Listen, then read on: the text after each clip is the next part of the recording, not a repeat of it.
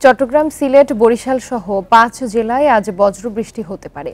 এসব অঞ্চলের দক্ষিণ-পশ্চিম দিক থেকে ঘন্টায় ৪৫ থেকে ৬০ কিলোমিটার বেগে ঝোড়ো হাওয়া বয়ে যাওয়ার শঙ্কা রয়েছে। নদীবন্দরসমূহে জারি রয়েছে ১ নম্বর সতর্ক সংকেত। ৫ জেলা বাদে দেশের অন্যান্য এলাকার আবহাওয়া প্রধানত শুষ্ক থাকতে পারে। সারা দেশে দিন এবং রাতের তাপমাত্রা প্রায় অপরিবর্তিত থাকবে। আবহাওয়া অফিস জানিয়েছে, পশ্চিমা লঘুচাপের প্রভাবে দেশের বিভিন্ন এলাকায় বৃষ্টি হচ্ছে। এ অবস্থা আরও ২ থেকে ৩ দিন অব্যাহত থাকতে পারে। এরপর তাপমাত্রা ধীরে ধীরে বাড়বে। বৃহস্পতিবার দেশের সর্বোচ্চ বৃষ্টির রেকর্ড করা হয় ফেনীতে ৩২ মিলিমিটার। এ সময় সর্বোচ্চ তাপমাত্রা ছিল মোংলায় ৩৫ ডিগ্রি সেলসিয়াস।